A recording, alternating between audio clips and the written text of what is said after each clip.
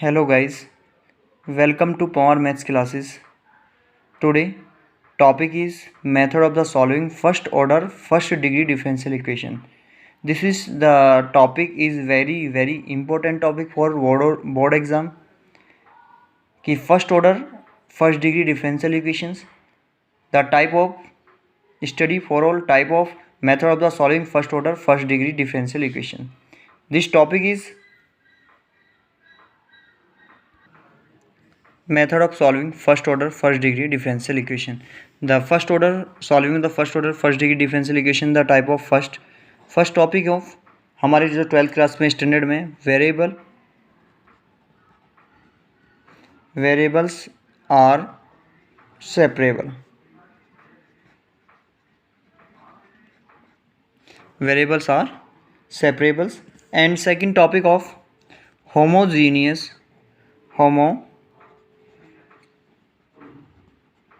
differential equations.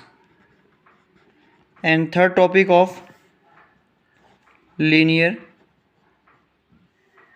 differential equations. ये three topics हैं जिन्हें हमें first order first degree derivation के लिए अंदर 12th क्लासेस में पढ़ना पड़ता है. और तीनों में से डू एनी वन एक क्वेश्चन ज़रूर हमारे बोर्ड एग्जाम में इससे रिलेटेड पूछा जाता है, चाहे वो होमोजीनियस कंडीशंस हो, चाहे वो लीनियर कंडीशंस हो, चाहे वेरिएबल्स. आज ऐसे ही मैं इनमें से एक टॉपिक आपको कराने वाला हूँ, लीनियर डिफरेंशियल इक्वेशन. अब लीनियर डिफरेंशियल इक्वेशन में यदि मैं बात करूँ भाई इसकी जनरल फॉर्म की, तो लीनियर डिफरेंशियल इक्वेशन की दो फॉर्म होती हैं, dy upon dx plus py equal to q. या और हम इसे ऐसे भी लिख सकते हैं dx upon dy plus px is equal to q. अब यहाँ पे p एंड q क्या होते हैं, वेयर p एंड q. यदि p q की बात करूँ, यहाँ पे बात करूँ, तो यहाँ पे ये p एंड q किस में फंक्शन होगा, विद रिस्पेक्ट टू x. यदि आप इसके लिए इसकी बात कर रहे हैं तो यहाँ पे जो फंक्शन p एंड q हैं, दो फंक्शन हैं, और जो फंक्शन है वो किस में है, वे फंक्शन ऑफ फॉर x के लिए है. लेकिन यदि इस कंडीशंस की बात करें तो यहाँ पे p और जो दो फंक्शन होंगे वो किसके लिए होंगे, वो y के लिए होंगे. अब इसमें इनके लिए एक इंटीग्रेशन पर्टिकुलर फॉर्मूला निकालते हैं, इंटीग्रेटिंग फैक्टर्स जब इस कंडीशंस के लिए फाइंड आउट करते हैं तो होता है IF is equal to e integration p into dx. और इसका जनरल सॉल्यूशन होता है y e की power integration p dx is equal to integration q into जो e की पावर जो भी हमारे पास रिजल्टेंट आया p dx और इनटू में यह dx और प्लस में c आर्बिट्रेरी कांस्टेंट. ऐसी सेम कंडीशन यदि हम इस फॉर्म की बात करें dx upon dy plus px by q में, जहाँ पे ये जो p और q किस में होते हैं, हमारे फंक्शन y के अलोंग फॉर ऑल y में होते हैं. कौन कौन से p और q की वैल्यू दोनों फंक्शन की जब वो y में होगी तो हम इसके लिए सबसे पहले इसका इंटीग्रेटिंग फैक्टर निकालेंगे. क्या निकालेंगे, इंटीग्रेटिंग फैक्टर्स, जिसे IF की फॉर्म में शॉर्ट में लिखते हैं IF is equal to e basement, और उसके ऊपर ई बेसमेंट में क्या आ जाएगा, इंटीग्रेशन p इंटू dy. अब ये रिजल्ट्स इसके लिए सॉल्यूशन में पुट करते हैं.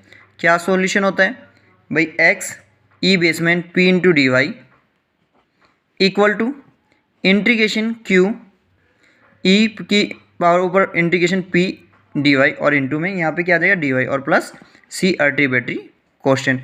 ये इनके रिक्वायर्ड सॉल्यूशन होते हैं. अब मैं इसी बेसिक क्वेश्चंस कराता हूँ आप. ओके, एग्जांपल ले लेते हैं, जैसे कि cos square x dy by d x plus y equal to 10x. ये कोई हमें कंडीशन दी है कि cos square x dy by d x plus y equal to 10x. अब हमने इसको मैनेज किया, मैनेज करने के बाद जब इसको यहाँ ट्रांसपोज कर रहे हैं तो ये क्या हो जाएगा dy अपॉन डी एक्स, क्योंकि cos स्क्वायर x से डिवाइडेड कर रहे हैं तो 1 upon cos square x into y is equal to 10x upon cos square x.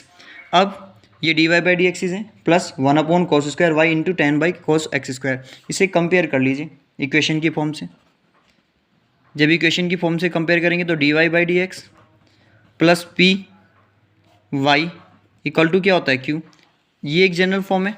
इसमें p क्या है, p क्या है यहाँ पे 1/cos²x, और यदि मैं q की बात करूँ तो वो क्या है tan x अपॉन cos²x, जिसमें p को 1/x² को हम क्या लिख सकते हैं sec²x। अब हम इसके लिए इसका IF निकाल लेते हैं, इंटीग्रेटिंग फैक्टर। इंटीग्रेटिंग फैक्टर जब हम किसी वैल्यू का फाइंड आउट करते हैं तो उसका फॉर्मूला होता है e integration p into D axis. इसके अंदर ये वैल्यू रख देते हैं e इंटीग्रेशन p की वैल्यू कितनी है sec²x इंटू डी एक्स। जब इंटीग्रेशन ये रिजल्टेंट है और इसको हम सॉल्व कर रहे हैं तो क्या आ जाएगा e की पावर 10x। e की पावर 10x क्यों, क्योंकि sec²x का इंटीग्रेशन होता है 10x, तो e की पावर 10x ही आ जाएगा। ये इसका क्या आ गया EF। तो सॉल्यूशन करते हैं अब इसका। Solution in is given equation, is given differential equation, जो भी हमें डिफरेंशियल इक्वेशन दिया है इसका अब हम सॉल्यूशन फाइंड आउट कर रहे हैं। क्या फॉर्मूला होता है y into I F by Y multiply I F into equal to में इंटीग्रेशन q, जो भी q फंक्शन होता है आपका about to, multiply I F integrated factor D axis plus C. इसके अंदर ये वैल्यू रख दीजिए तो y e की पावर 10x आ गया, y e की पावर क्या आ गया 10x। अब इंटीग्रेशन 10x, क्योंकि q का मान 10x अपॉन cos²x, और ये इंटीग्रेटेड फैक्टर क्या है आपका e की पावर 10x और इंटू डी एक्सिस और प्लस में सी अल्टीमेटली। अब मैं इसको सॉल्व कर लेता हूँ। जब मैं इसे सॉल्व कर रहा हूँ तो भाई y की पावर 10x तो ऐसे ही रहा, इसको मैंने थोड़ा सा सिंप्लीफाई किया तो ये 10 cos² को 1/10 sec लिखेंगे तो ये रिजल्टेंट कन्वर्ट हो जाए इंटीग्रेशन 10x इंटू ई की पावर 10x, और ये cos²x का क्या हो गया यहाँ पे sec²x into D x plus C. अब हम क्या करते हैं, जो ये sec²x आपको नज़र आ रहा है दैट इज sec²x, इसके प्लेसेस पे 10x इसको यहाँ से यदि हम t पुट करें तो इसका आ जाएगा। तो लेट हमने पुट कर दिया कि t इक्वल टू 10x। जब10x को t मान लिया और इसे डिफ्रेंशिएट कर रहे हैं तो t का तो dt हो जाएगा और 10x का क्या हो जाएगा sec²x इंटू डी एक्स। अब ये जो रिजल्ट है sec² इंटू डी एक्सिस का, प्लेस पे तो dt रख दो और यहाँ क्या रख दो t पुट कर दो 10 के प्लेसेस पे। तो ये इधर क्या आ गया इंटीग्रेशन t इंटू ई की power t into D T, because sec² into D x D T और e की पावर t और 10 एक्सिस को हमने t माना तो यहाँ t, तो ये किसके इक्वल आ जाएगा यहाँ पे y रिजल्टेंट में, इसके इक्वल टू में। तो ये जो रिजल्टेंट बना इंटीग्रेशन t इंटू ई की power t into D T, अब ये किसके बेस पे सोल्व होगा पार्ट ऑफ इंटीग्रेटेड। अब पार्ट ऑफ इसका इंटीग्रेशन कर लेते हैं। जब पार्ट ऑफ इंटीग्रेशन के लिए फॉर्मूला अप्लाई कर रहे हैं तो ये इक्वल टू में आ जाएगा। देखो ये तो t है e की power t, that is t का करेंगे तो 1 क्वांटिटी में तो t e की पावर t, क्योंकि हमने फर्स्ट एंड सेकंड मान लिया इसको तो t e की पावर t आ जाएगा माइनस फॉर्मूले में e की पावर t और प्लस c।